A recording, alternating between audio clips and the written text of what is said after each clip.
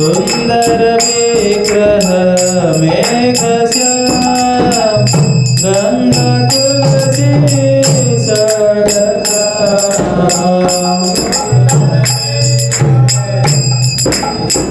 Mobile में निकालिए।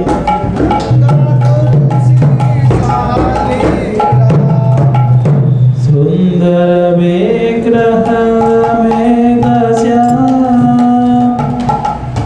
गंगा तुलसी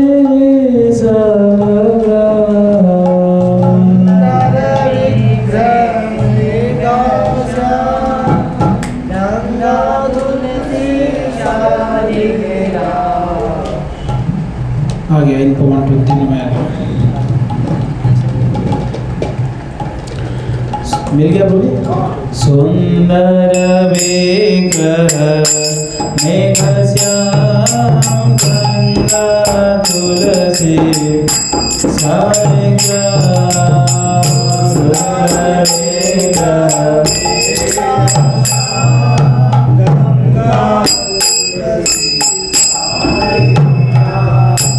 रघुपति राघव राजा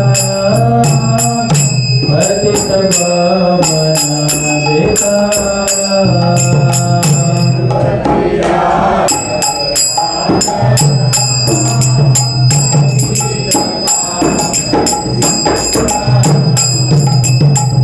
भक्त गिरीश्वर सीताराम भगत जन प्रिय सीताराम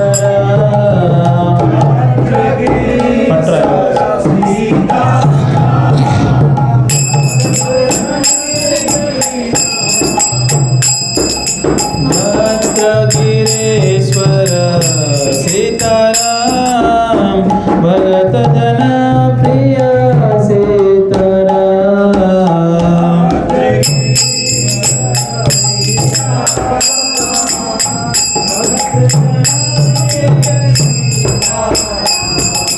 जानकी रमण सीताराम जय जय राघव सीताराम जानकी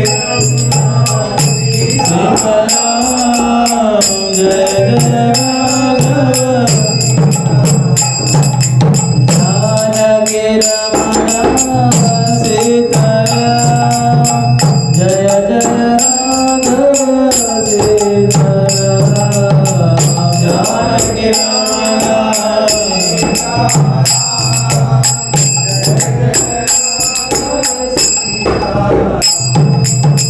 रघुपति राघव राजा पतित पावन सीताराम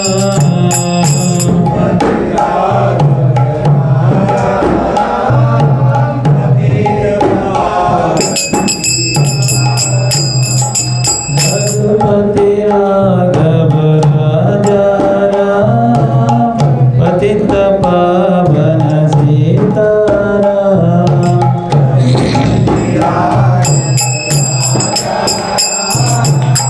पतित पावन श्री राम जय राम जय जय राम श्री राम जय जय राम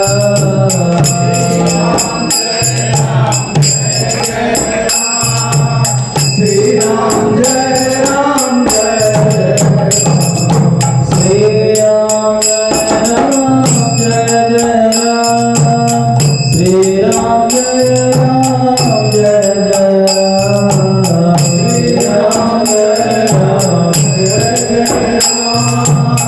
श्री राम जय राम जय श्री राम जय राम जय राम श्री राम जय राम जय राम श्री राम जय राम जय राम श्री राम जय राम जय राम हरे कृष्णा कृष्णा कृष्णा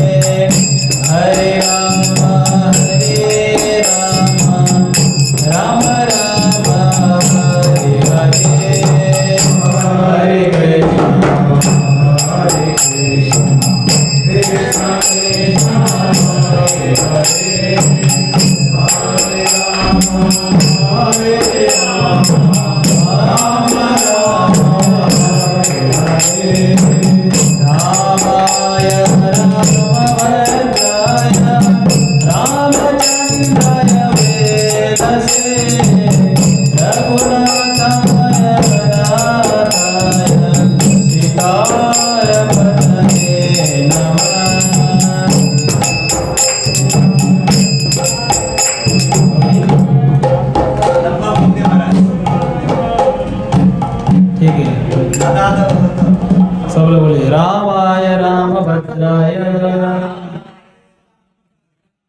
रामचंद्राय वेधसे रघुनाथाय नाथाय सीताय नमः। श्री चैतन्य विष्णु प्रापितं येन भूतले स्वयं ददाति स्वपदान्तिकम्। श्री राम रामेति रमे रामे मनोरमे सहस्रनाम तत्तुल्यं राम नाम वरानने। हरे कृष्ण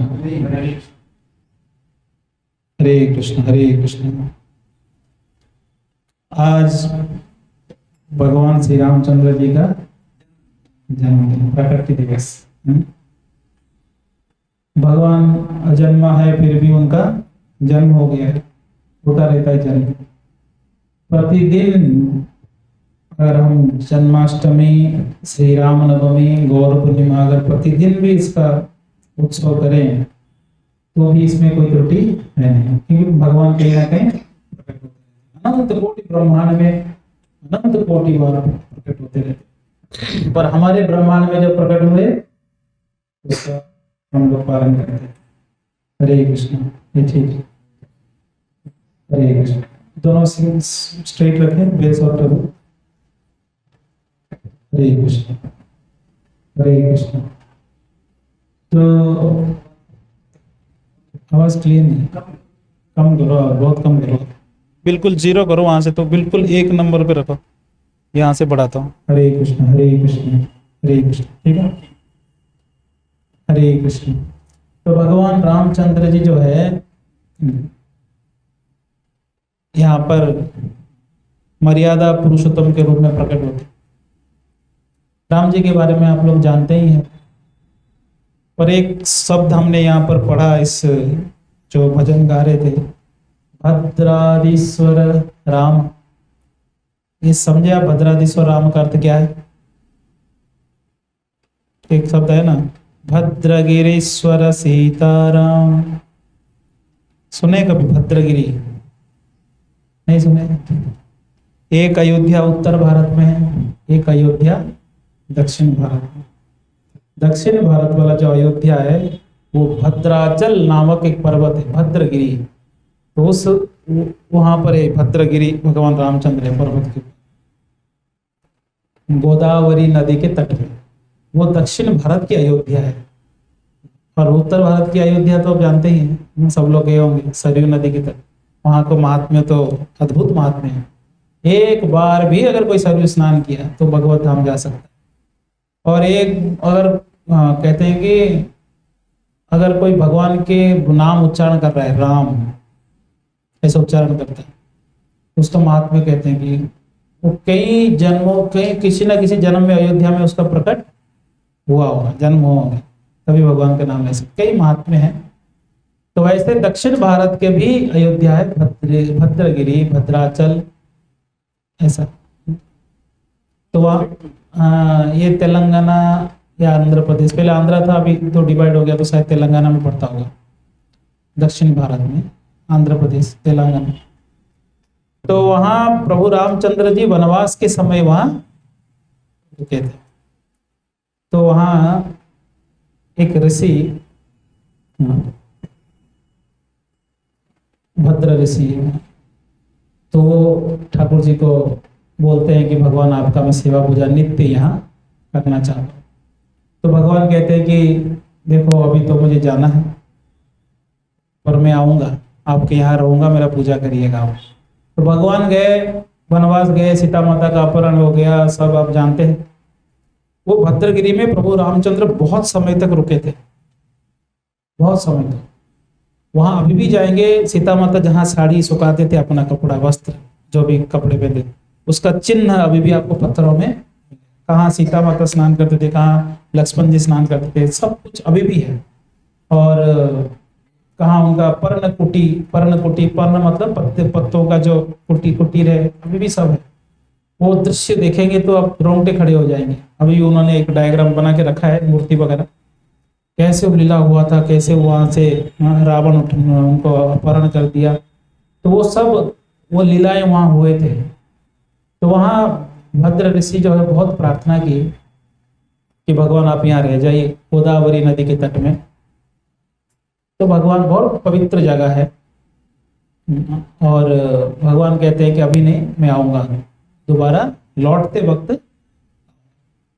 पर वो लौटते वक्त नहीं आए, क्योंकि लौटते वक्त क्या कारण था नहीं आए, भगवान जी चलकर लौटे नहीं थे, पुष्पक विमान से आए। लौटने की इतिहास भी बहुत लंबा इतिहास है। लौटने के इतिहास अधिकतर नहीं जानते हम कि सीधा लंका से आ गए, पर वास्तव में कई लीलाएं लौटते वक्त भी हुए हैं। कुछ 5 प्रकार के रावणों में से एक रावण कोई थे जिनको सीता माता वध करती है, ये लौटते वक्त रास्ते में। और एक प्रसंग आता है कि हनुमान जी पुष्पक विमान के आगे उड़ के जाते थे, देखने के लिए कि रास्ता क्लियर है, हाँ कोई बाधा तो नहीं, और कहाँ हॉल्ट करके भोजन इत्यादि करें, थोड़ा पिकनिक करें। तो उस समय पे उन्होंने दक्षिण भारत में कहीं 2 पर्वतों के बीच में उन्होंने देखा कि ये जगह बढ़िया है, सब उतर सकते हैं यहाँ पर। अब वो उड़ के जाएंगे तो ऊपर से तो पहाड़ जानते आप कैसे दिखते, तो भूल जाएंगे ना कौन से पहाड़ था। उन्होंने 2 पहाड़ों को एक रस्सी बांधे थे, वो भी साधारण रस्सी नहीं, गोल्ड रस्सी।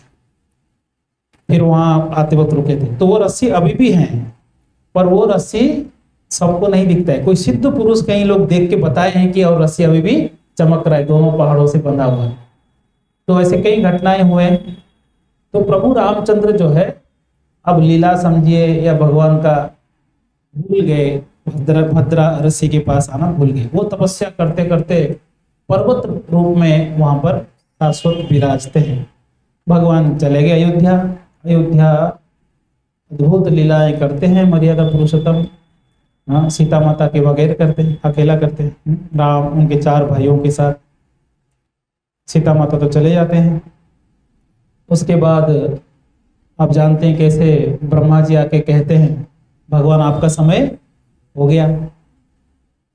काल स्वरूप में, काल के जो मूर्तिमान स्वरूप वो आते हैं और लक्ष्मण जी को और राम जी को कहते हैं कि बहुत इंपॉर्टेंट मीटिंग है, इसलिए जो भी व्यक्ति डिस्टर्ब करेगा उसको आप राज्य से निकाल दो।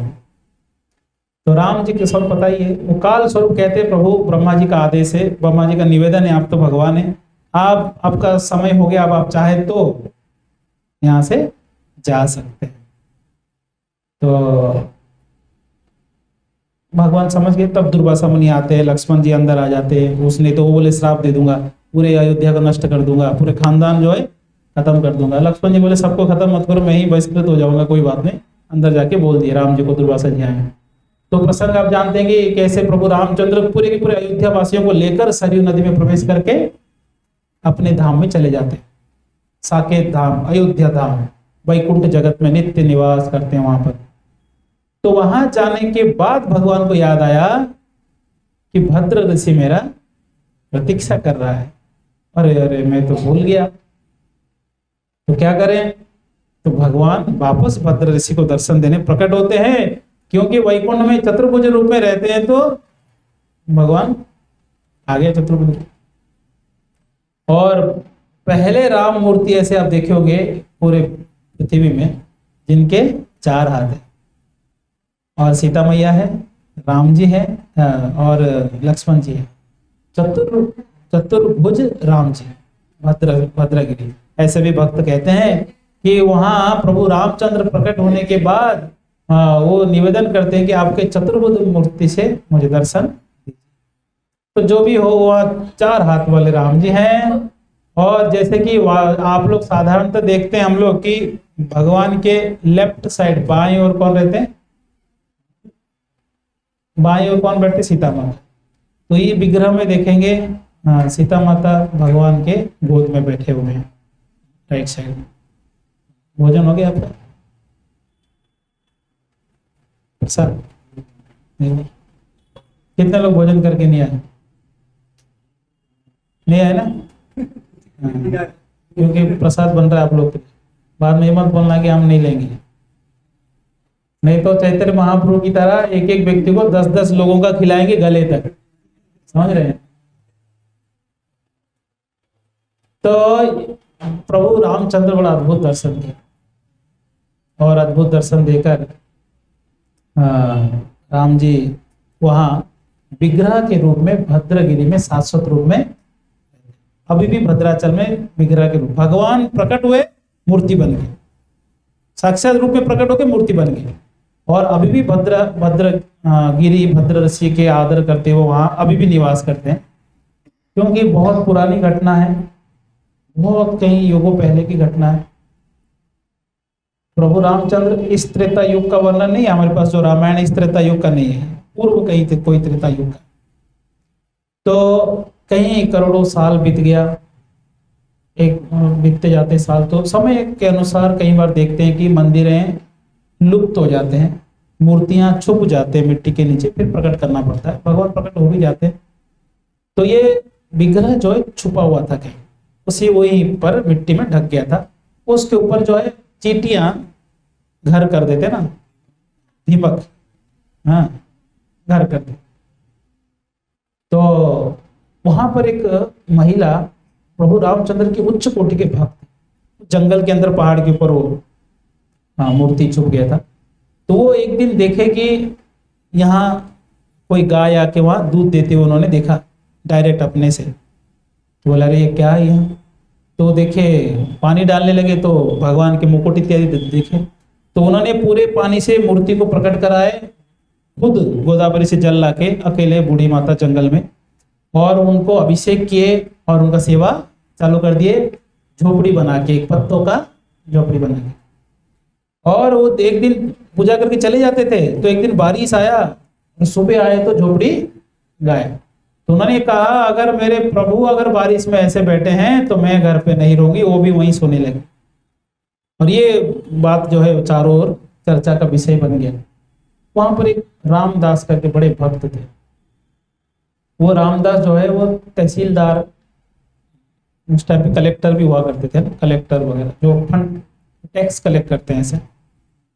तो बड़े पदवी में एक रामदास करके एक व्यक्ति थे, तो उनको उस जगह का उस समय का कलेक्टर के रूप में घोषित किया गया था मुसलमान राजा के द्वारा।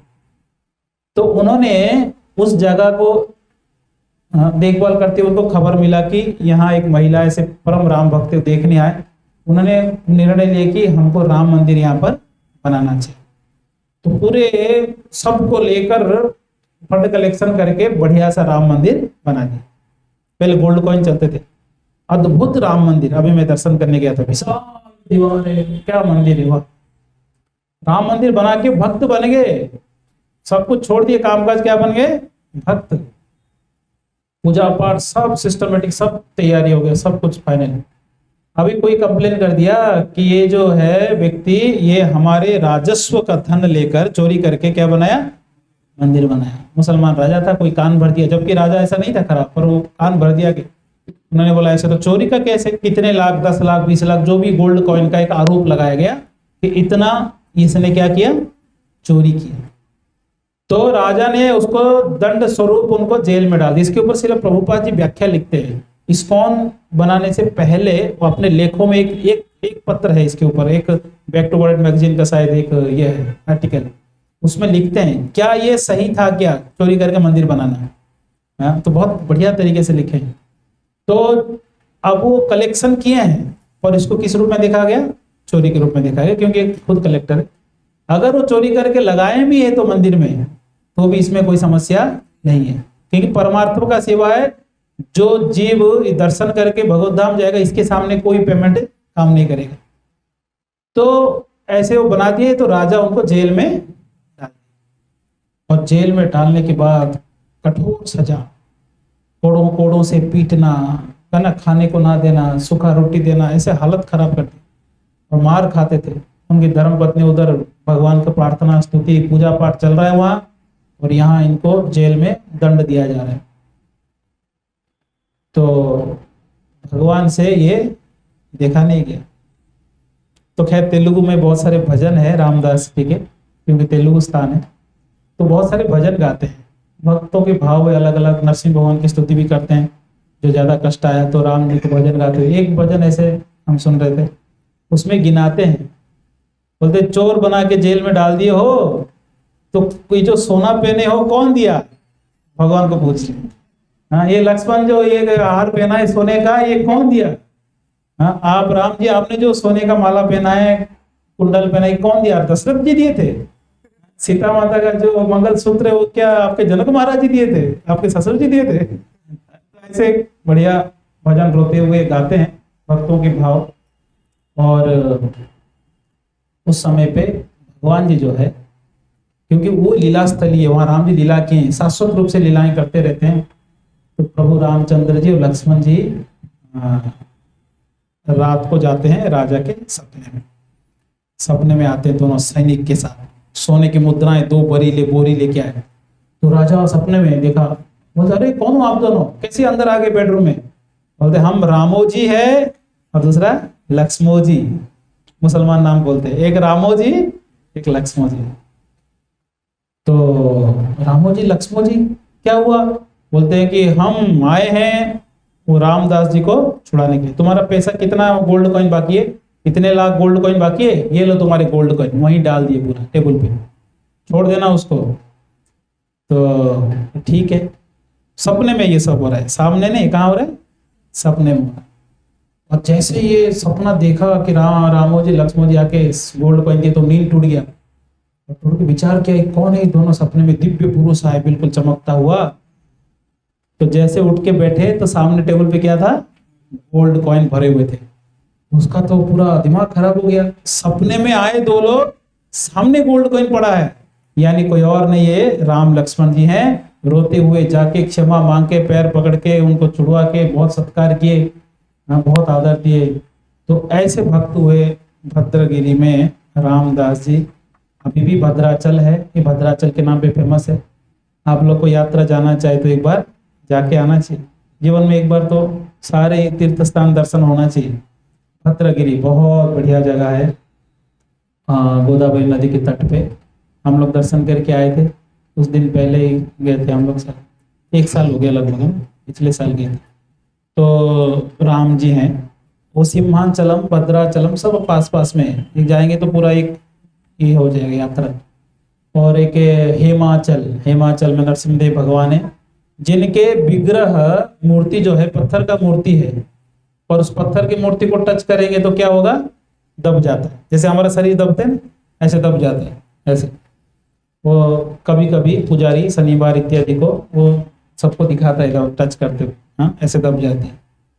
तो इसीलिए वो विग्रह साक्षात नरसिंहदेव भगवान प्रकट, हाँ बैठे, नरसिंहदेव भगवान साक्षात हुआ मूर्ति के रूप में। तो वहां भी हम दर्शन करके आए थे। तो भद्रगिरी के नाम आया, भद्रगिरी ईश्वर, इसलिए ये हमने चर्चा किया। कितने लोग ये कथा सुनने थे पहले? पहली बार सुने हैं, पर आप भूल गए हैं, क्योंकि मैं यात्रा से आने के बाद पूरे यात्रा का वर्णन करता हूँ हमेशा। हाँ शॉर्ट में किया था, आनंद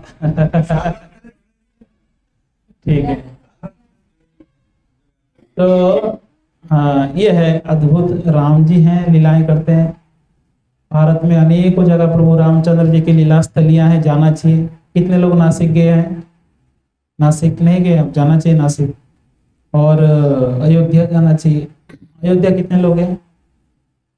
केवल अयोध्या ही जाते हैं, और भी जगह हैं जो जहाँ लीलाएं राम जी की हैं, कई जगह है। धनुषकोटि कई जगह है। हाँ धनुषकोटि कहाँ जाएगा? रामेश्वर में गया। धनुषकोटि यानी भगवान अपने तीर से जल प्रकट किए, ये भारत में अनेकों जगह है। धनुषकोटि कई जगह है। हम मेलकोटे गए थे, वहां में एक धनुषकोटि है। प्रभु रामचंद्र एक पर्वत को ऐसे तीर मारे थे, वो तीर का निशान है कैसे तीर घुसा हुआ था, फिर वहां से अभी भी पानी आ रहा है। बहुत बढ़िया धनुषकोटि वहां आएगी। तो तीरों का तीर जाता है ना जैसे अंदर भेदते हुए, वो भेदते हुए निशान है अंदर तक, जहाँ खत्म भी हो रहा है एक जगह, फिर वहां से जल आ रहा है। एक हमारे उड़ीसा में भी, हमारे गांव के पास एक जगह है झाड़ेश्वर करके, वहाँ पर्वत में, वहाँ सीता माता राम जी जब गए थे उस स्थान से गुजर रहे थे, सीता जी बोलते हैं कि हमको आप प्रसाद लेके जाइएगा।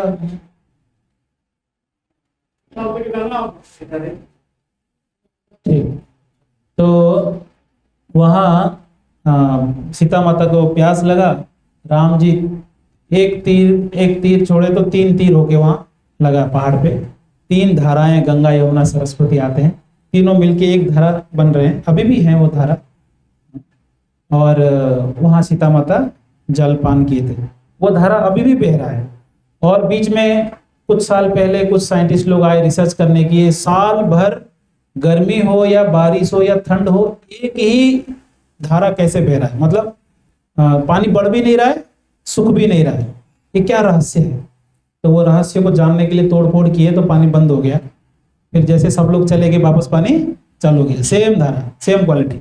और वो पानी पिएंगे तो अद्भुत पानी, वो इस मंदिर में होते हुए आता है कुंड में, हम खूब स्नान किए थे उधर। तो भगवान राम जी के कई लीला स्थली है जहाँ भगवान ऐसे लीलाएं करते हुए उन्होंने ये वनवास किए थे। और कई ऋषि मुनियों को भी वन में वो मिले थे। कई तपस्वी भगवान के भक्त जो जंगल में तपस्या कर रहे हैं, कई सालों से भगवान की प्रतीक्षा कर रहे थे, उन सबको दर्शन देने के लिए ही भगवान वनवास किए थे। भगवान वनवास कर रहे, देखिए राजा जो बिल्कुल ऐश्वर्य के साथ अपने राज्य में रह सकते हैं, वो केवल भक्तों के लिए 14 साल वनवास किए दर्शन देने के लिए। इतने दयालु भगवान रामचंद्र, बहुत दयालु। और कहते हैं कि जब वो चलते हैं रामचंद्र जी और उनके पैरों में अगर पत्थर कंकड़ चुभ गया, कांटा चुभ गया, तो भगवान जी उसको निकालते नहीं थे। क्यों नहीं निकालते थे? जो मेरे शरण में आया उसको मैं नहीं उसको त्यागता नहीं हूं मैं। ऐसे दयालु है प्रभु रामचंद्र जी। ऐसे उन्होंने अद्भुत स्वभाव और लीलाओं को प्रकट किया उन्होंने त्रेता युग में। उनकी जन्म कथा आप लोग सब सुने हैं, फिर भी आज चर्चा करेंगे। भगवान जी के प्राकट्य दिवस है। तो प्रभु रामचंद्र जी जब प्रकट होते उसके पहले की कथा है, दशरथ महाराज जी के कोई संतान नहीं थे। एक बेटी हुई थी पर उसको भी पहले ही दान दे दी थी। हाँ, तो ऋषय श्रृंग नामक एक ब्रह्मचारी को शादी कराए थे। वो भी बड़े अद्भुत तरीके से, क्योंकि वो ब्रह्मचारी ऐसा ब्रह्मचारी था, वो कभी बचपन से महिलाओं को देखा ही नहीं था। उसको छल से लाया गया। क्यों लाया गया? क्योंकि वो राज्य में बारिश नहीं हो रहा था, यज्ञ कोई ऐसे नैष्ठिक ब्रह्मचारी के उपस्थिति से ही यज्ञ हो सकता था। तो जो भी वो अलग स्टोरी है। तो कोई बेटे नहीं थे, कोई पुत्र नहीं थे, तो दशरथ महाराज हमेशा दुखी रहते थे कि कैसे होगा। तो ऋषि मुनि भक्तों के सजेशन से उनको पुत्र कामेष्टि यज्ञ, तो यज्ञ करते हैं।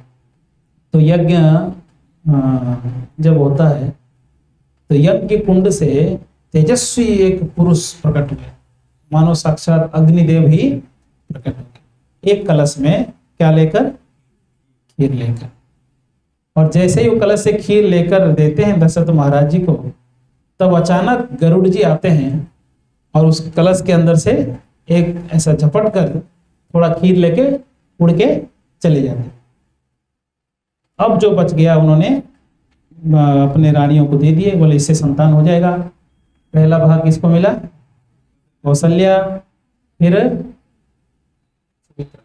कैकेयी, फिर सुमित्रा को 2 भाग मिल गया था।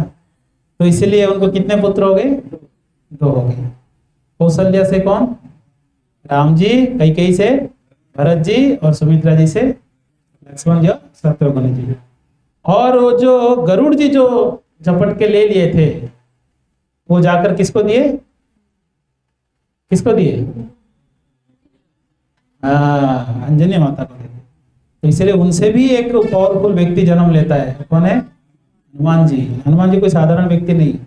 हनुमान जी के चरित्र को सुनेंगे, कोई साधारण जीव की बस की बात नहीं ऐसे कार्य करना। रुद्र अंश है वो और विष्णु अंश भी है, इसलिए सबसे मोस्ट पावरफुल पर्सनैलिटी।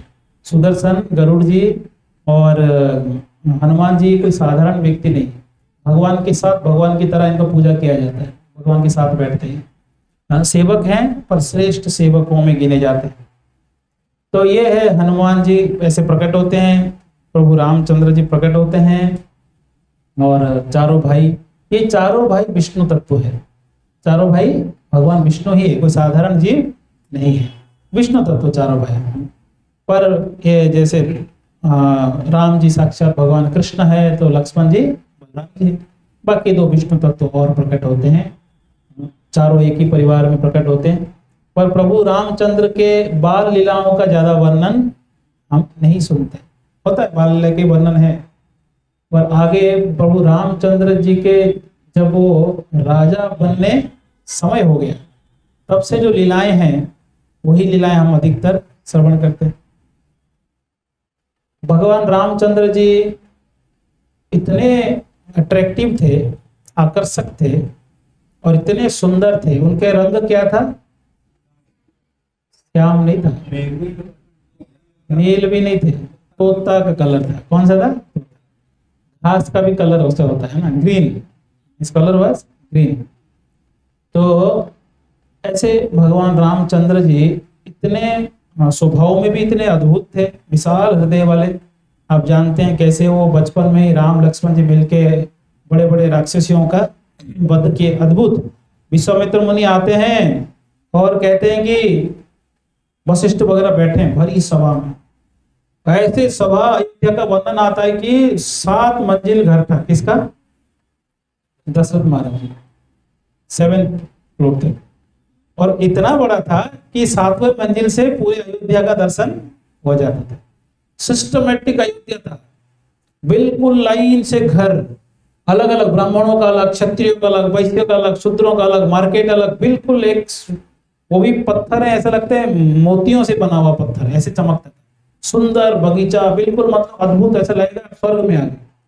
और वहां रोज सुबह उठते ही अयोध्या में जो हाथी वगैरह होते थे, वो सुगंधित जल को अपने सूंड से पूरे शहर में छिड़कते थे, स्प्रे करते थे। मतलब कहीं दुर्गंध करके कुछ है ही नहीं, ऐसे शहर चलाना चाहिए। हम लोग कहीं माधोपुर में देखो, जहां जहां वहां दुर्गंध दुर्गंध, जहां देखो वहां कचरा फेंक दिए रहते हैं। पता नहीं क्या करते हैं कलेक्टर वगैरह, कैसे इसको टेंशन नहीं होता है। पहला काम यही करना चाहिए, जहां समाज में लोग जीते हो साफ सुथरा रहे, उसके बाद बाकी टेंशन, बाकी मैनेजमेंट बाद में करना चाहिए। क्लीन स्पष्ट होना चाहिए। वही गंदगी फैली है, सड़क के खड्डे हैं, लोग परेशान हैं, फिर भी कौन से मैनेजमेंट में बिजी हैं, अभी तक समझ में नहीं आया। फर्स्ट प्रायोरिटी होना चाहिए कि क्लीनलीनेस बिल्कुल परफेक्ट होना चाहिए। अगर पैसा इतना सारा करोड़ों रुपए आते हैं, 500 करोड़, 1000 करोड़, 2000 करोड़ बजट आता है कि नहीं, तो वहां ऐसे राजा होते थे कि लोगों को प्रसन्नता होती थी उसमें। जन्म मृत्यु जरा व्याधि जो बोलते हैं ना, जन्म तो होता था और व्याधि नहीं था, चिंता मुक्त, कोई टेंशन नहीं, डिप्रेशन नहीं, प्रसन्न रहना। और वहां सुबह सुबह प्रभु रामचंद्र जी को जगाने के लिए उत्तम कोटि के ब्राह्मण बहुत अद्भुत मंत्र उच्चारण करते हुए राम जी की स्तुति करते हुए राम जी को जगाते थे। हम लोग एक जगाने का एक श्लोक आप लोग को याद होगा, कौसल्या सुप्रजा राम पूर्व संध्या प्रवर्तते, गाते हैं ना हम लोग, उत्तिष्ठ उत्तिष्ठ नरसार्दूला कर्तव्य दैवमानिकम। ये कौन गाते हैं ये श्लोक? विश्वामित्र मुनि गाते हैं। किसके लिए गाते हैं? राम जी के लिए गाते हैं। जब उनको वनवास उनको लेके जाते हैं राक्षसियों को मारने के लिए, तो जब वो सरवी नदी के तट में रात को विश्राम किए थे और विश्राम करते जब जगाते तो ऐसे जगाते हैं, हे कौशल्य नंदन उठो, अपने पूर्व संध्या, संध्या त्रिसंध्या होता है, सुबह दोपहर शाम, पूर्व संध्या मतलब सुबह के समय में। अब सुबह हो गया, उठिए, कर्तव्यों को करिए, जो कार्य है वो। आप तो प्रभु रामचंद्र भगवान है पर कर्तव्य तो आपको करना है। ऐसे करके उठाते हैं, कौशल्या सुप्रजा राम पूर्व संध्या प्रवर्त। ये आप तिरुपति बालाजी जाएंगे तो भगवान को जगाने के लिए यही मंत्र बोलते हैं। सुबह सुबह 2 बजे बजेगा ये, इतना अद्भुत, इतना सुंदर, यूट्यूब में सुन लीजिएगा ये पूरा। तो भगवान रामचंद्र को मंत्र उच्चारण करके अद्भुत स्तुति से जगाया जाता है। और उस दिन विश्वामित्र मुनि आते हैं उनके पास, दशरथ महाराज जी बैठे हैं, इतना बड़ा महल की मानो स्वर्ग तक गया, ऐसे आकाश तक दिख नहीं रहे, कितने बड़े बड़े पिलर है। और सब बैठे हैं, ऋषि मुनि सब उनके, वशिष्ठ इत्यादि बैठे हैं, कुलगुरु उनके। और वहां विश्वामित्र मुनि आके क्या प्रपोजल देते हैं, आपके बेटे राम जी को मुझे लेके जाना है। तो राम जी को लेके जाना है तो दशरथ महाराज जी तो बिल्कुल सुन हो गया, हाँ बोले या ना बोले। दशरथ महाराज जी के प्राण है, वो अगर दूर हो गए तो नहीं जी पाएंगे, क्योंकि पूरे अयोध्या का प्राण है। पूरे अयोध्या सुबह उठ के राम जी के दर्शन किए नहीं तो उनका दिन नहीं चलेगा। और दशरथ महाराज जी जी रहे थे इसलिए क्योंकि राम जी हैं। इतना प्रेम, इतना प्रेम, पूरे अयोध्या को मनमुग्ध करके रखे हुए थे राम जी। तो जैसे सुने तो क्या विचार करे, विचार शून्य हो गए कि करे कि हाँ बोले या ना बोले। वशिष्ठ बोले, समझा दिए, दे दो। क्यों दे दो? क्योंकि राम कोई साधारण व्यक्ति है नहीं, और नहीं दोगे और बस विश्वामित्र साथ दिए तो नुकसान ज्यादा होगा, इसलिए दे दो आप। तो राम जी के साथ लक्ष्मण जी भी जाते हैं, जानते कैसे ताड़का राक्षस इत्यादि को मारते हैं।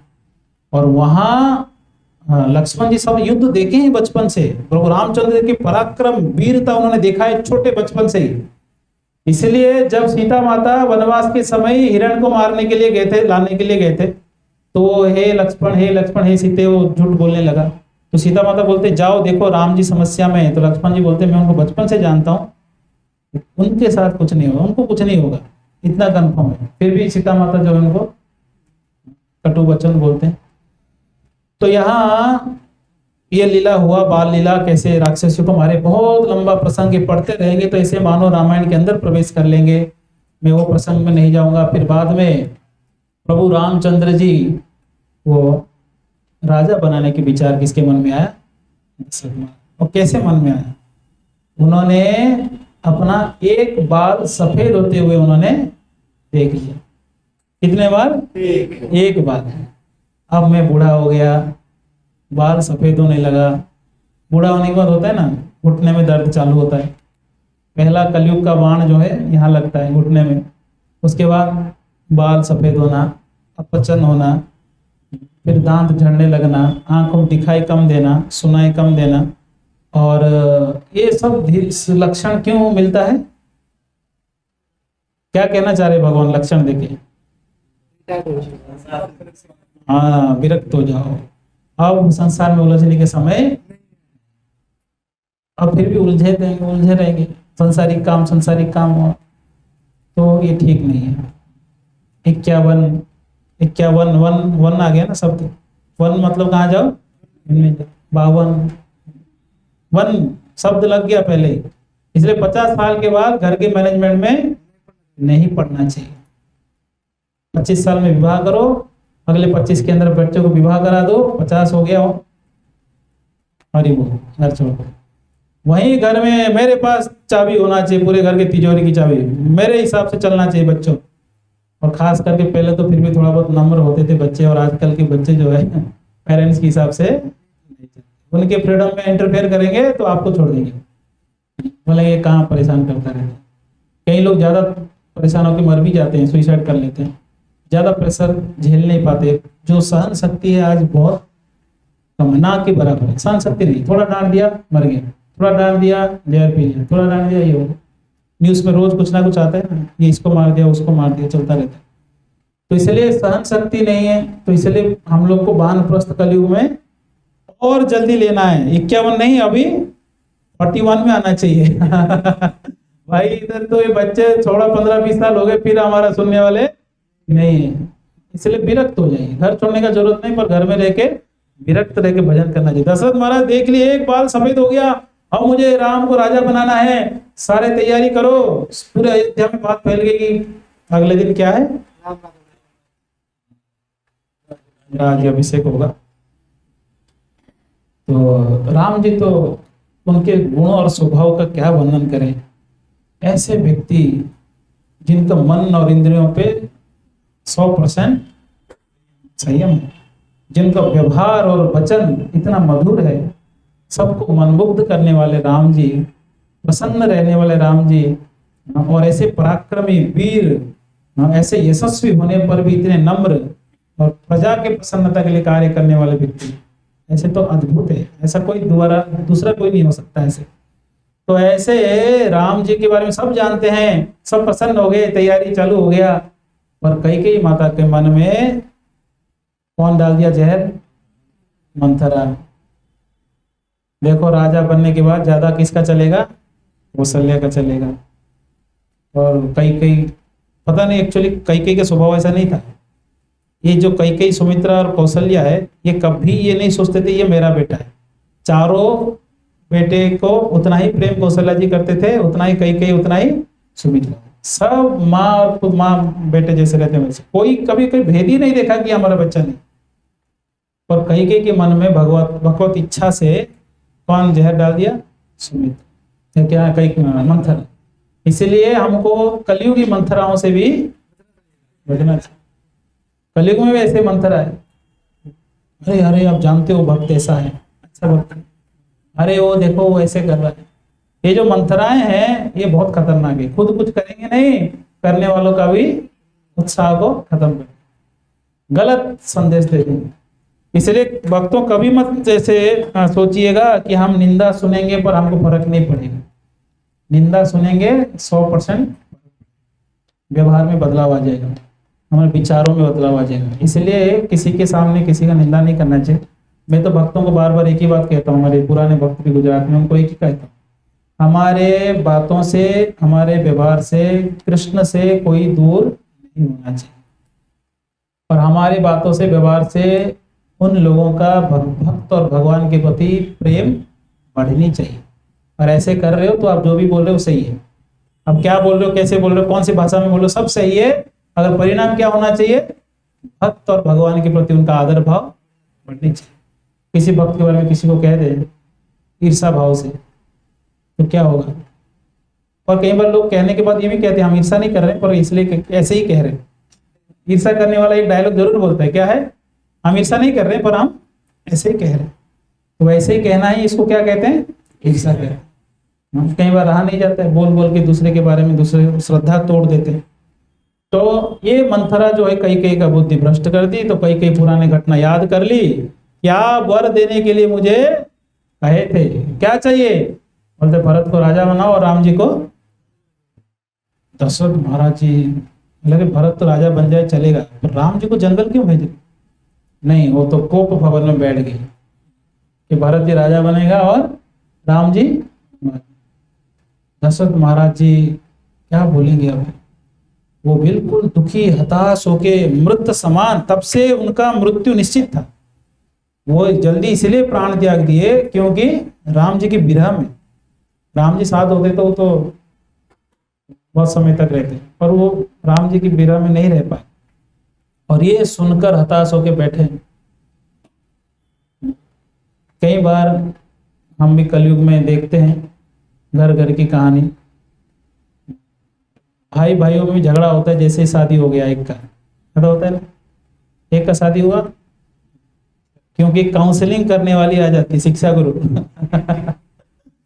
कोई एक लक्ष्मी आई घर पे तो पूरा घर अलग होने वालों को भी एक जगह कर देती है। ऐसे भी मैं देखा हूं, जो अलग हो गया होगा उसको भी एक जगह करते हैं और इतना अच्छा माहौल बनाते हैं कि सब बड़े आनंद पूर्वक रहते हैं। और जॉइंट फैमिली रहता है, ब्रेक नहीं होता।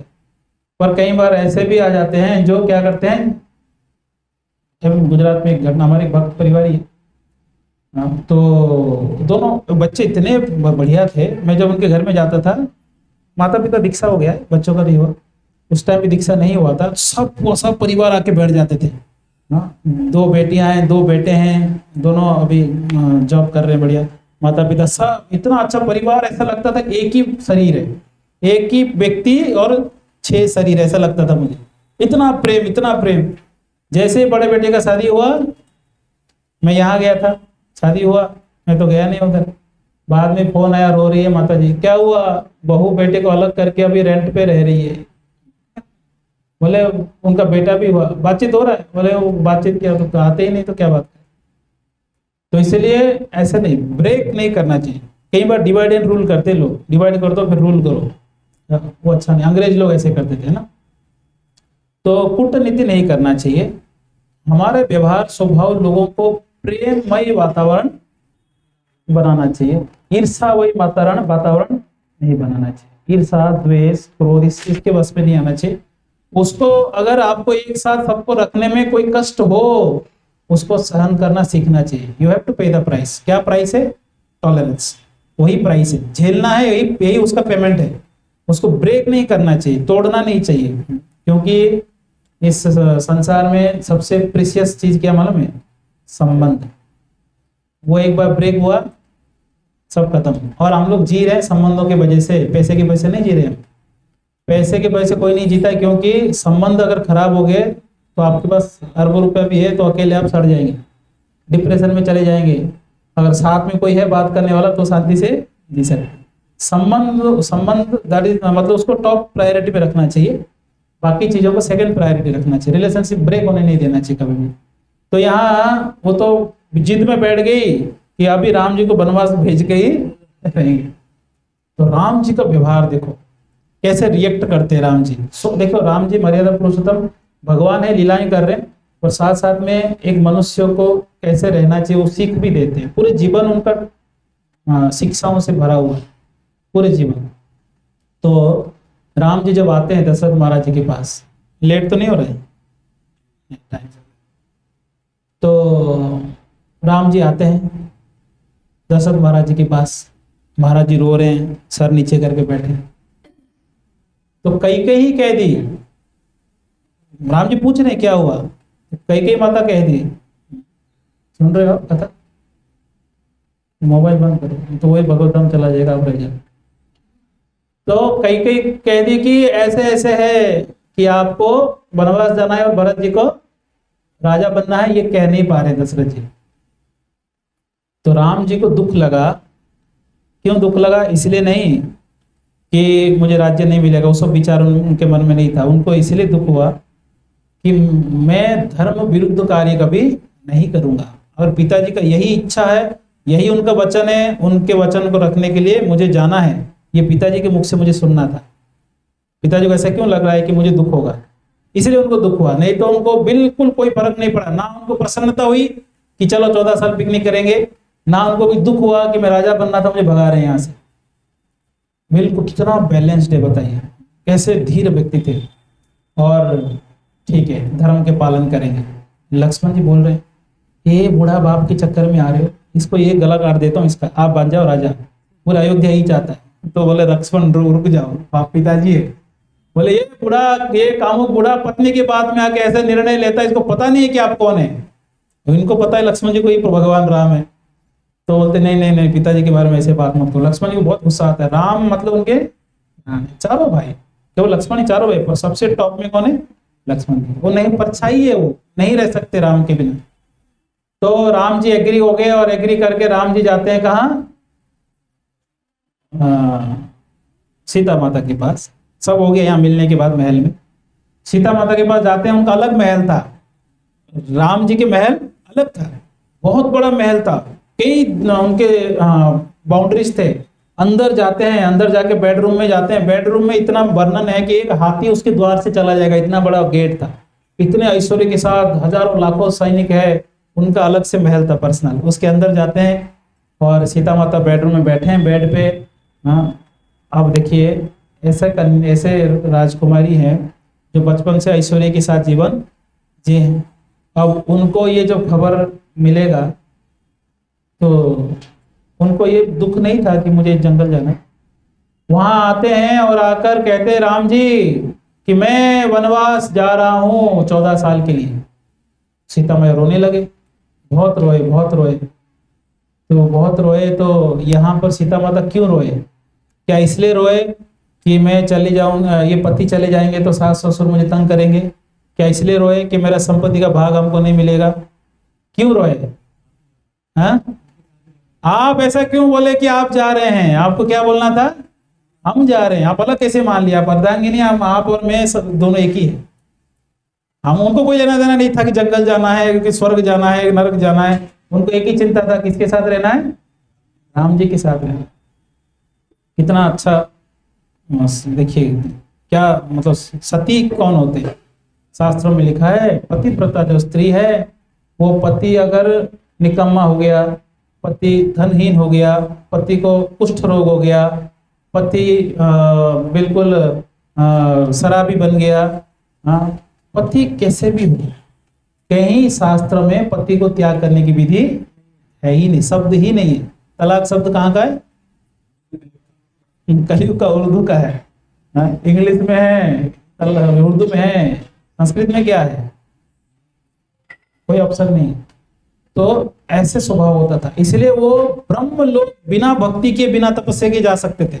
एक पतिव्रता स्त्री एक तपस्वी के समान कहाँ जा सकती है? ब्रह्मलोक जा सकती है। और भगवान जरूरत पड़ा तो वैकुंठ भी लेके जाते हैं। ब्रह्मलोक के सब तो वैकुंठ जाते ही है खैर। तो इसलिए ऐसे है कि पति के अलावा कुछ और दिखता नहीं है उनको, ये पति है हमारा जीवन। आप एक कथा और सुने होंगे ना, एक व्यक्ति एक कुष्ठ रोगी था, उसके पति चल नहीं पाता था, उसको टोकरी में लेके घूमती थी पत्नी, सुने आप? तो उसका नजर एक कोई वेश्या के ऊपर था, उस पति का। वो टोकरी में चल नहीं पा रहा है, तो उसका नजर किस पे? वेश्या पे था। तो दुखी लग रहा था, एक दिन मायूस लग रहा था। तो पति को पत्नी पूछी, आज पतिदेव मायूस लग रहे हैं आप? तो उसने फिर बोल दिया कि मेरा नजर उस पे, अब उसके साथ मुझे संग करना है। तो पत्नी जाके उससे बात की कि मेरा पति का ये इच्छा है, आप पूरा करो। तो वो बोली, यार इतना पतिव्रता पत्नी होने पर भी ऐसा क्यों सोच रहा है? बोले ठीक है बुलाओ। और बुलाने के बाद वो बिल्कुल कुछ टाइम दी थी, कुछ टाइम के बाद बुलाओ। और वो कुछ ऐसे दवाई खा के लूज मोशन कर करके वो हालत पूरा उसका खराब कर दी, वो जो स्त्री थी दूसरी, और सारा मलमूत्र ऐसे रखी थी। वो पति जैसे आया तो देखा, अरे मैं वो सुंदर स्त्री के लिए आया था, वो कहाँ है? मैं ही हूँ। सुंदरता कहाँ है? बोले ये डब्बों में है। बोले अरे मूर्ख, वो सुंदरता यही है शरीर का, ऐसे पत्नी को छोड़कर कहाँ ये ध्यान कर। तो कहने का तात्पर्य है कि ऐसे पतिव्रता होने से जो शक्ति रहता है स्त्रियों में, वो सूर्य को सुबह उदय होने से रोक सकते हैं, इतना शक्ति है। कौन रोका था? 7 दिन तक कौन रोक दिए थे? अनुसैया जी 7 दिन तक सूर्य को उदय होने में रोक दिए, 7 डेज। तो इसलिए इतना शक्ति होता है कि वो श्राप दे दे, आशीर्वाद दे दे, या बोल दे, केवल उनके बोलने से सब कुछ फलीभूत हो जाता है। आजकल चिल्लाने से भी कुछ नहीं होता है। क्यों? क्योंकि वैसे नहीं ये गुण जैसे पहले होना चाहिए। तो इसलिए राम जी मेरे जीवन है और कुछ नहीं है। आप ऐसा क्यों बोले अकेले जा रहे हैं? हम जाएंगे साथ। राम जी क्या बोलेंगे, मना कैसे करें? समझे? समझे नहीं? ठीक है चलो। साथ में चले तो लक्ष्मण और आए, और महल में उनको वस्त्र दिया, क्या? वनवास वाला वस्त्र, पेड़ पौधों की छालें, पेड़ों की छालें और भी चीजें जो वनवासी पहनते हैं, ये दृश्य देखकर पूरे अयोध्या रोने लगे। तो महल में जितने लोग थे सब रोने लगे। किससे ये देखा नहीं गया? राम जी पहन लिए ठीक है, लक्ष्मण जी पहन लिए ठीक है, पर सीता माता जब ऐसे पेड़ पौधों के कपड़े पहन रहे थे, ऐसे राजकुमारी जिनके शरीर कितना कोमल है, राम जी के चरण कितना कोमल है, हाँ, और सीता माता का शरीर कितना कोमल होगा, उनको जब ऐसे वस्त्र पहनने बोला गया, पूरे अयोध्या फूट फूट के रो रहा था कि ये दिन देखना पड़ रहा है आज। हाँ, कोई नहीं सहन कर पाएगा ये। और राम जी सीता जी निकल रहे थे, लक्ष्मण जी भी आए। लक्ष्मण जी इतने बड़े तपस्वी थे कि वो अपने घर में पत्नी है, पर उन्होंने उनका चिंता नहीं, बिल्कुल निकल पड़े सेवा में, राम जी की सेवा में। भाई हो तो ऐसा हो, और भक्त हो तो ऐसा हो, सेवक हो तो ऐसा हो।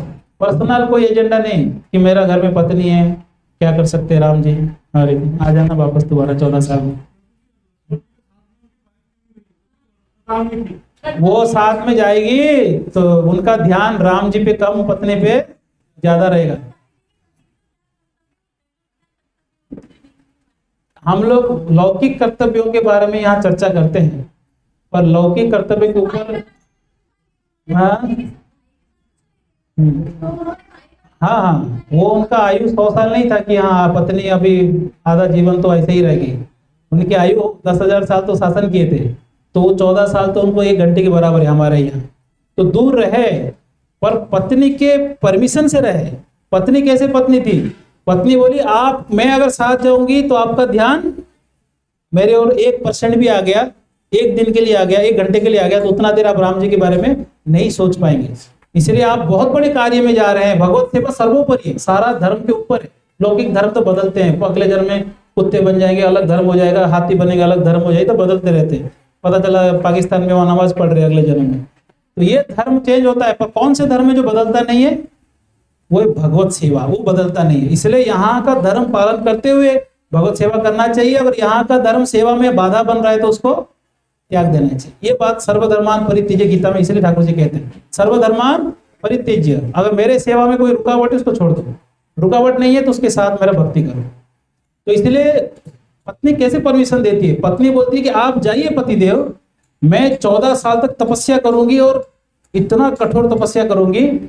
और इतना कठोर उन्होंने तपस्या किया कि लक्ष्मण जी के पैर में कांटा चुभता था ना, तो वहां लक्ष्मण जी को दर्द नहीं होता था, किसको होता था? उर्मिला जी को होता था। क्या पत्नी है बताइए, उनसे बढ़कर पूजनीय कौन है? उर्मिला जी। और भगवत सेवा कहीं रुक ना जाए, इसलिए उन्होंने अपने सुख, एक स्त्री का सुख होता है पति के साथ रहे, अपने सुखों को त्यागने तैयार है भगवान की प्रसन्नता के लिए। इतने बड़े तपस्वी पूरे रामायण में और कोई नहीं है। हाँ, सबसे बड़ा त्याग उनका है। पति पत्नी को छोड़ा वो ज्यादा त्याग नहीं है जितना पत्नी अगर पति को छोड़ दी तो, क्योंकि पत्नी एक लता के समान है जिसको सहारा चाहिए। और वो अगर कह रही है कि आप जाओ मैं तपस्या करूंगी, और इतना तपस्या में मग्न थी लक्ष्मण जी के चिंतन में कि लक्ष्मण जी को पत्थर चुप अगर पैर में लग गया तो किसको दर्द होता था? उर्मिला जी को दर्द होता था। कितना ऑब्जर्व थे उसमें, इसलिए वो पूजनीय है, वंदनीय है। उनका स्तुति ग्लोरी बढ़ गया 14 साल के लिए। उसके बाद 10,000 साल तक साथ में ही थे, और वो 14 साल इतना कठोर तपस्या। भरत जी क्या तपस्या की है। जिस भूमि में प्रभु रामचंद्र सोते होंगे जंगल में, उस भूमि में नहीं सो सकता करके खड्डा खोद के नीचे सोते थे, और जंगल के कपड़े पहनते थे, भगवान के पादुका सर पे धारण करके सिंहासन में रख के शासन करते थे नीचे बैठ के। क्या त्याग है बताइए। ऐसे त्याग होना चाहिए। और बोले थे 14 साल से 1 दिन ज्यादा हुआ मैं प्राण त्याग दूंगा। 14 साल होते ही आपको यहाँ होना है। ये कैरेक्टर है। चरित्र जो है शारीरिक सुख से बढ़कर क्या है? चरित्र होता है। शारीरिक सुख तो है ही, वो टेम्पररी है, पर उससे बढ़कर चरित्र होता है। ऐसे चरित्र उन्होंने प्रकट किया राम जी ने, और उनके सारे परिकर लोगों ने। आप लोग हरिबोल पीछे, अखिलेश बात मत करो, सब आगे बैठे। देवेंद्र आगे आ लोग। तो कितने वंदनीय थे लोग, कितने सहिष्णु थे। क्या उनके कैरेक्टर लेवल देखो क्या है। ऐसे बिल्कुल विश्वसनीय, ट्रस्टवर्दी बोलते हैं ना, कि इस पे पूरा भरोसा किया जा सकता है। तो ऐसे चरित्र होना चाहिए। सही है कि नहीं? तो ऐसे लक्ष्मण जी साथ जाते हैं, राम जी बोलते आप मत आओ, तो भगवान को क्या कह रहे हैं लक्ष्मण जी, भगवान क्या परछाई उस व्यक्ति या वस्तु से अलग हो सकता है? नहीं, तो मैं आपसे अलग नहीं हो सकता। 14 साल तक ना खाए ना सोए, 14 साल तक। तो युद्ध के बाद ऐसे अयोध्या में बातचीत हो रहा है, कौन सा बात करने मना करो, कोई बिल्कुल एक शब्द भी मत बोलिए, सेवा करिए चुपचाप। तो लक्ष्मण जी को तो उन्होंने मेघनाथ को मार दिए थे। तो बाद में पूछते राम जी, अरे लक्ष्मण जी 14 साल खाए नहीं, 14 साल सोए नहीं?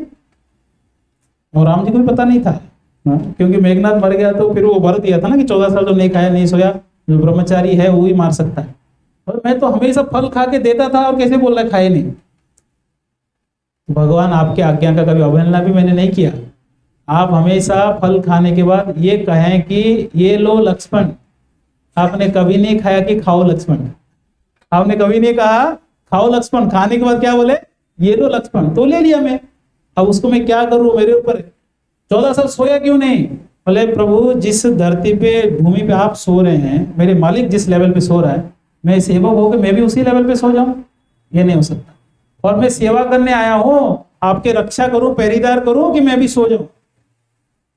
एक्चुअली सेवा मिला तो शारीरिक सुख को प्रायोरिटी नहीं देना चाहिए। कई बार हम लोग अपने फैसिलिटी देख के सेवाओं को त्याग देते, कितना दुर्भाग्य है। मैं एक बार हमारे गुरु महाराज जी की सेवा में था तलासरी बॉम्बे में, तो महाराज जी रूम में बुलाए, बोले कि ये गेस्ट हाउस थोड़ा अंदर है क्योंकि पूरा जंगल है, तो थोड़ा अलग दूर है, तो आप बाहर कोई भक्त सो जाना, कोई जरूरत पड़ेगा ऐसे। तो मैं और एक ब्रह्मचारी 2 लोग थे दिल्ली के, वो ब्रह्मचारी विश्राम कर रहे, महाराज बुलाएंगे तो इमरजेंसी में जा सकते। मैं पूरी रात सोया नहीं हुआ, महाराज जी का रूम के सामने जप कर रहा था फुल नाइट, सुबह 4 बजे तक।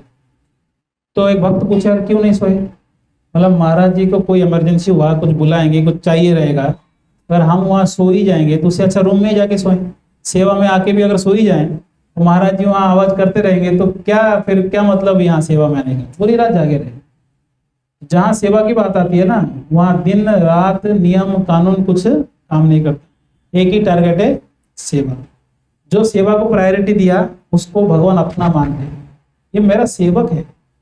देखिए एक होता है पूजा पाठ करने वाले, आए नारियल फोड़े, केला फूल चढ़ाए, सब किए पूजा पाठ की, फिर अपने निकल गए।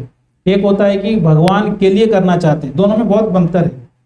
तो दोनों में कितना अंतर है कि भगवान एक को जो चाहिए वो दे के भेज देते हैं, दूसरों को गले मिलते हैं कि मेरा आदमी है। मेरा आदमी मानना बहुत बड़ी बात है। हनुमान जी एक दिन आए, बोले भगवान मैंने सुना आप अपने लोगों को एक डायरी में लिखे हैं, कौन आपका भक्त है, कौन आपका चिंतन करता है? हाँ लिखा हूं। उसमें खोजे हनुमान जी, बोले भगवान मेरा नाम ही नहीं है। आपका चिंतन तो मैं भी करता हूं, नाम क्यों नहीं है? तो भगवान जी जेब से और एक निकाले, बोले छोटा सा डायरी, बोले ये वो लोग हैं जिनका चिंतन मैं करता हूं। तो इसलिए हनुमान जी का चिंतन कौन करते? राम जी। ऐसा भक्त बनो, ऐसा सेवक बनो कि भगवान आपके बारे में सोचे।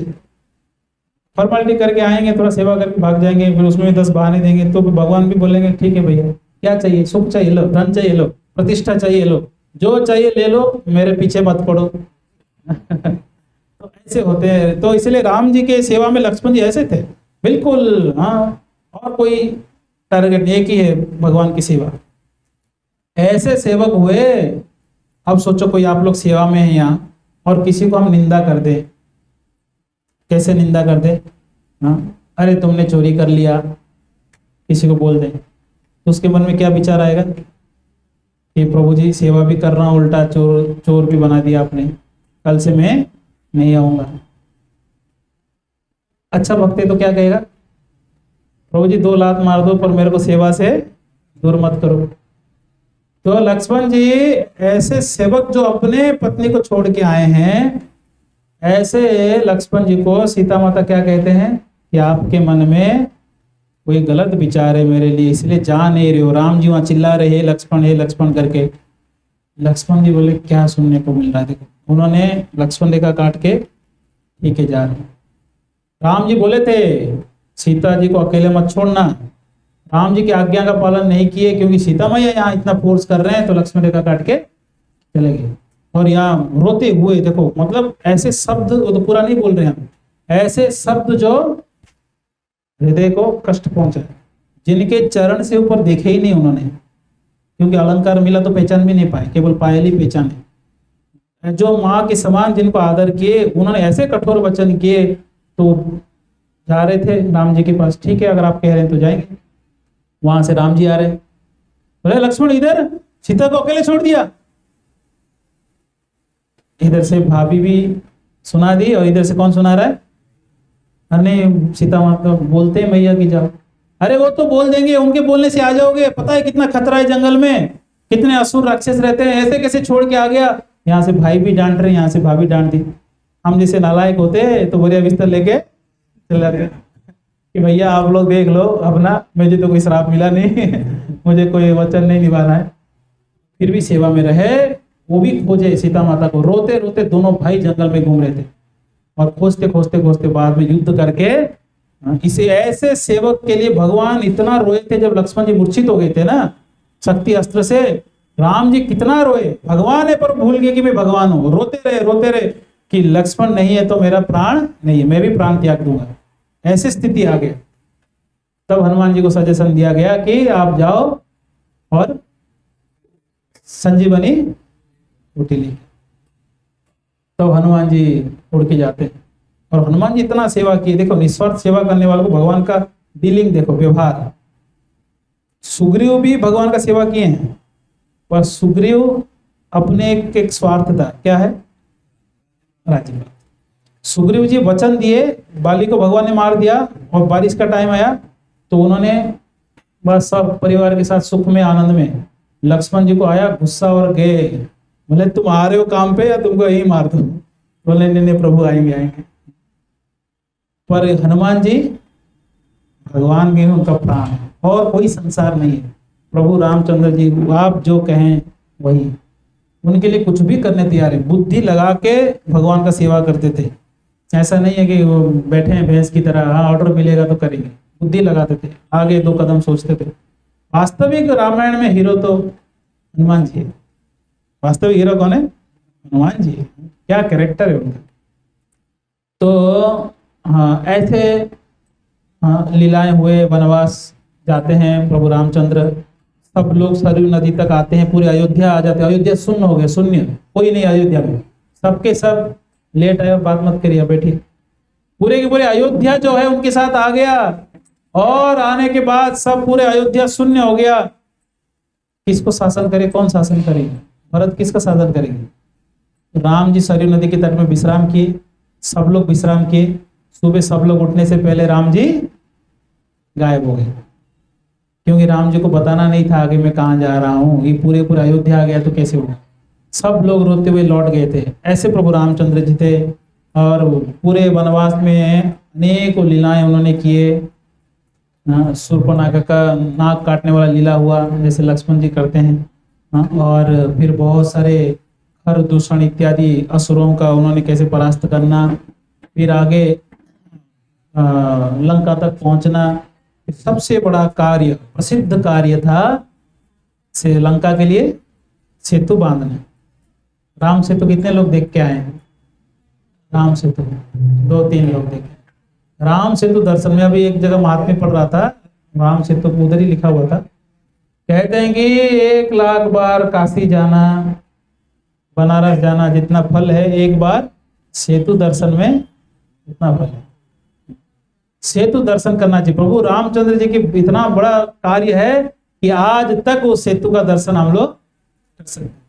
जहां हम लोग जाते हैं ना समुद्र के तट तक जो गाड़ियां जाते हैं एंड, वो वास्तव में पूरा सेतु ही है, तो दिख नहीं रहा है, पर आप मैप में देखेंगे तो पता चलेगा। हम ऑलरेडी सेतु पे ही खड़े रहते हैं, पर वहां हम ढूंढते हैं सेतु कहाँ है। हम ऑलरेडी किस पे खड़े हैं?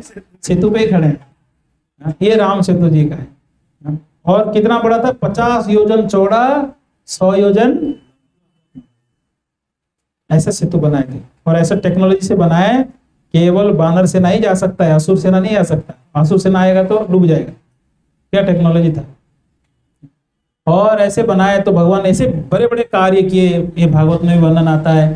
फिर वहां जाकर प्रभु रामचंद्र जी ने रावण का वध करते हैं, विभीषण को शरण देते हैं। भगवान दया दिखाते विभीषण पे, क्योंकि वो राम भक्त थे। और रावण का वध करते हैं और रावण के वध में सबसे बड़ा सहयोगी कौन रहे? हनुमान जी रहे। हनुमान जी भी रहे, विभीषण तो थे ही सपोर्ट, हनुमान जी भी थे। एक रामायण में हम पढ़ रहे थे कि एक बार अही रावण जो है अपने 2 सबसे पावरफुल सेनाओं को भेजा था कि जाओ और राम लक्ष्मण को किडनैप करके आ जाओ। तो ये लोग आए और राम जी का जो महल था वो हनुमान जी के पूंछ से बना हुआ था। इससे हनुमान जी के पूंछ से घर बना, बिल्डिंग, हनुमान जी पहरेदार कर रहे थे।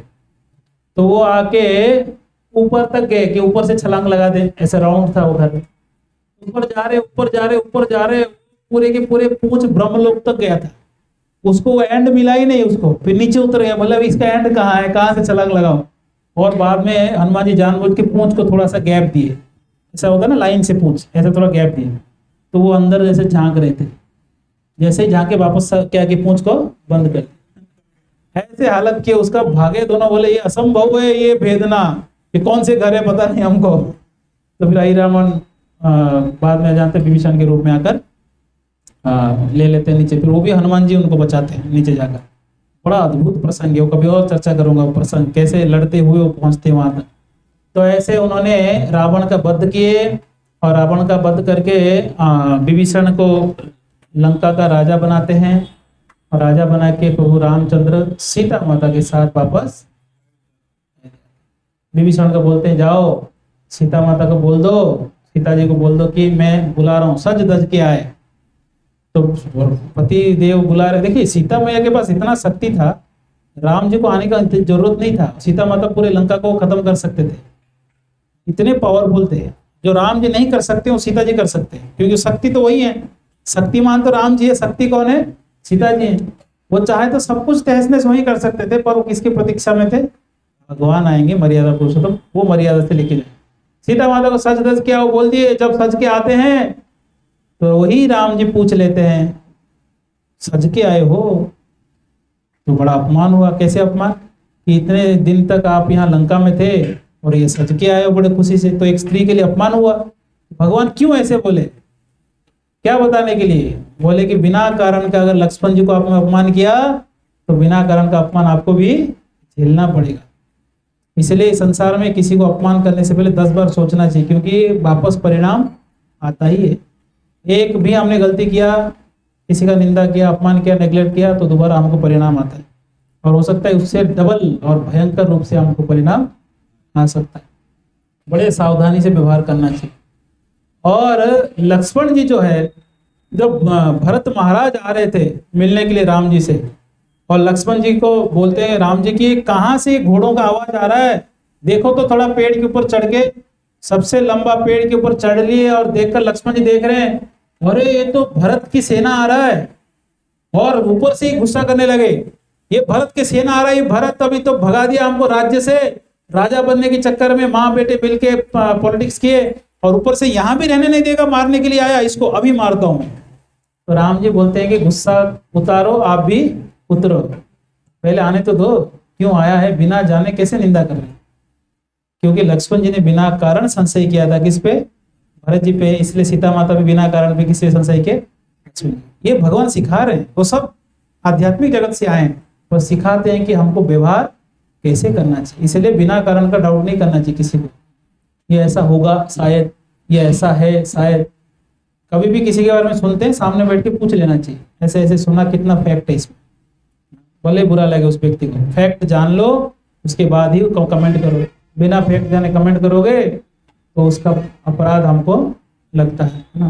पूरे कलयुग इसी पे आधार है, बिना जाने दिन भर बड़बड़ करते रहते हैं, बिना जाने। कोई सच्चाई कुछ पता नहीं है, कुछ सुने नहीं है, एक तरफा सुने हैं, दूसरे तरफ भी नहीं सुने हैं, और कोई फैक्ट पता नहीं, फिर भी दिन भर कमेंट करते रहते हैं। इसको ऐसा नहीं करना चाहिए था, उसको ऐसा नहीं करना चाहिए था, ये ऐसा नहीं होना चाहिए था।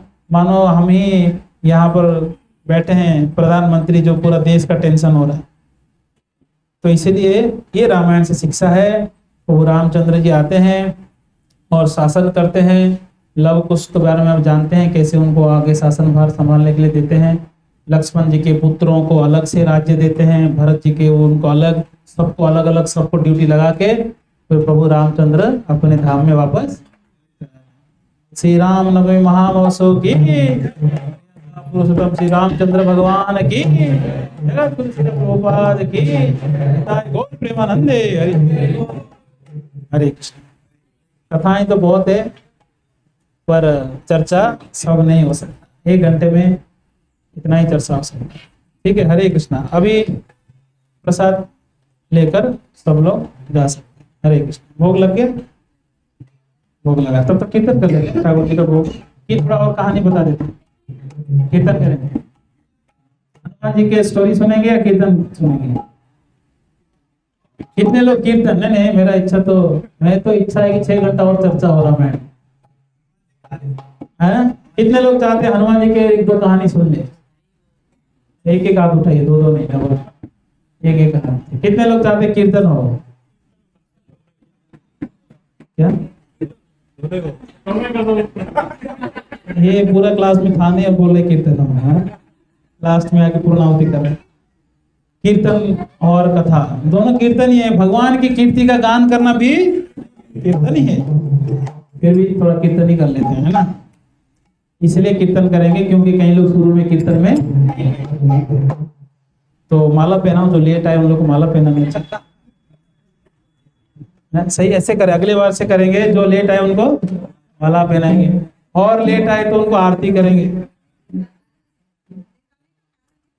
हाँ हाँ, क्यों नहीं, जरूर हो सकता है।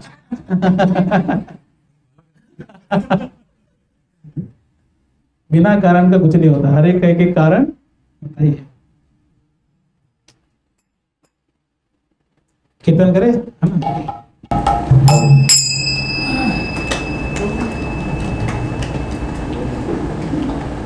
हरे कृष्णा कृष्णा कृष्णा हरे हरे,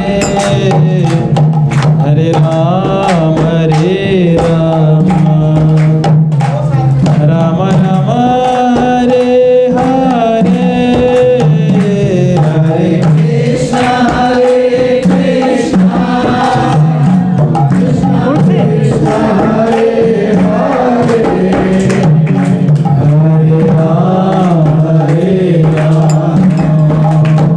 राम राम हरे हरे, हरे कृष्णा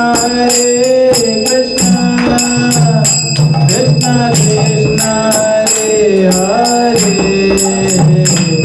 हरे राम राम राम हरे हरे, हरे कृष्णा कृष्णा कृष्णा हरे हरे, हरे राम राम राम हरे हरे, हरे कृष्णा कृष्णा कृष्णा हरे हरे, हरे राम राम राम हरे हरे, हरे कृष्णा कृष्णा कृष्णा हरे हरे, थोड़ी लोग बोलिए हरे राम राम हरे हरे,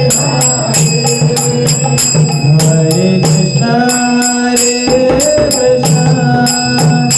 कृष्णा कृष्णा हरे हरे, हरे Ram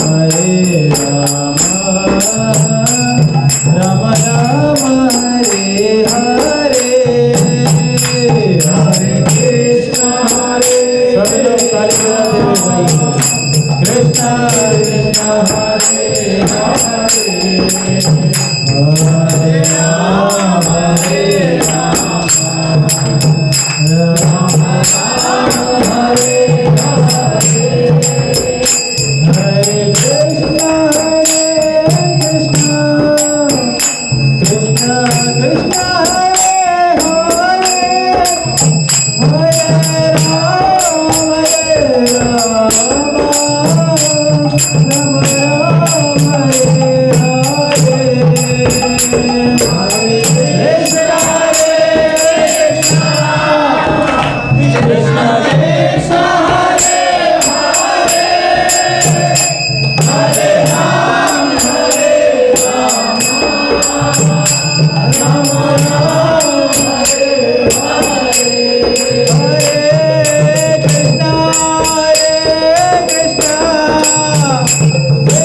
Krishna, Hare Hare, Hare Rama,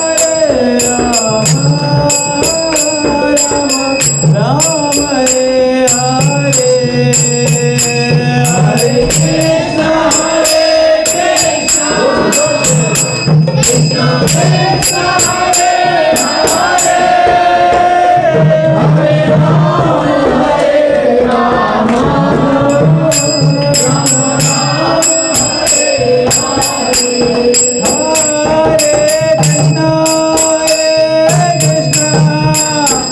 Krishna Krishna, Hare Hare, Hare Rama, Rama Rama, Hare Hare, Hare Krishna, Krishna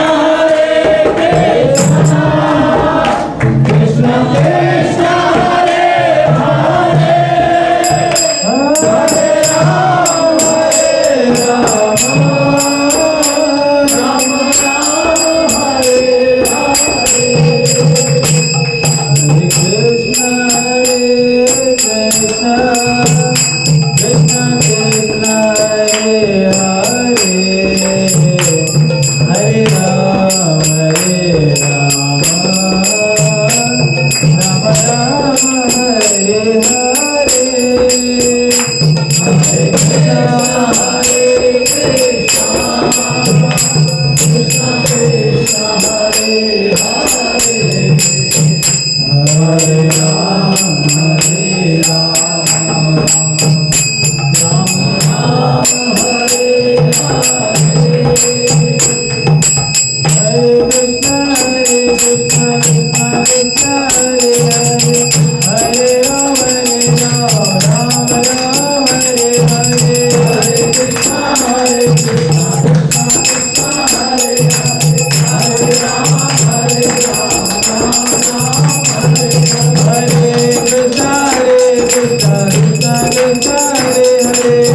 Hare Rama, Rama Rama, Hare Hare, Hare Krishna, Krishna Krishna, Hare Hare, Hare Rama, Rama Rama, Hare Hare, Hare Krishna, Krishna Krishna, Hare Hare, Hare Rama, Rama Rama, Hare Hare, Hare Krishna, Krishna Krishna, Hare Hare, Hare Rama,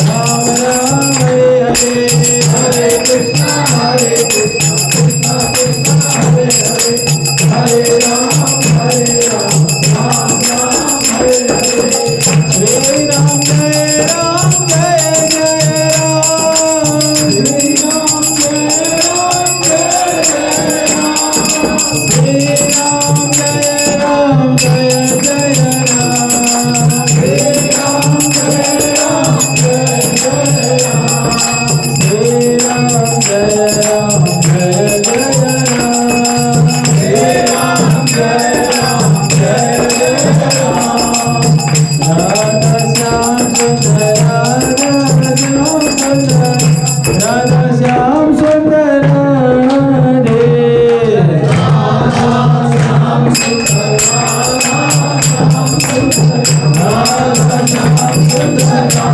Radhe Jai Jagannath, Jai Jagannath, Jai Baladeva, Jai Subhadra, Jai Jagannath, Jai Jagannath, Jai Baladeva, Jai Subhadra, Gaura Nitai, Jaya Gaura Nitai, Gaura Nitai, Jaya Gaura Nitai,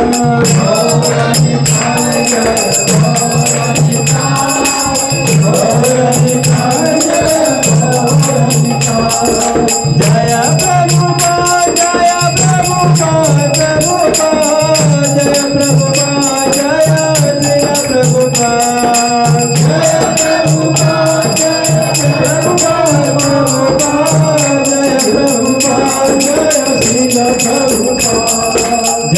Prabhupada जय प्रभुपाद प्रभुपाद जय प्रभुपाद जय श्रील प्रभुपाद जय प्रभुपाद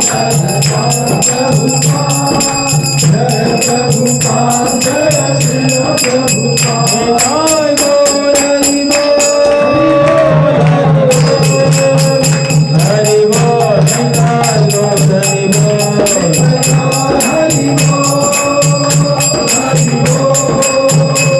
हरि बोल हरि बोल हरि कलियुग पावन युग हरिनाम संकीर्तन की जय। जगत गुरु श्रील प्रभुपाद की जय। निताय गौर प्रेमानंद।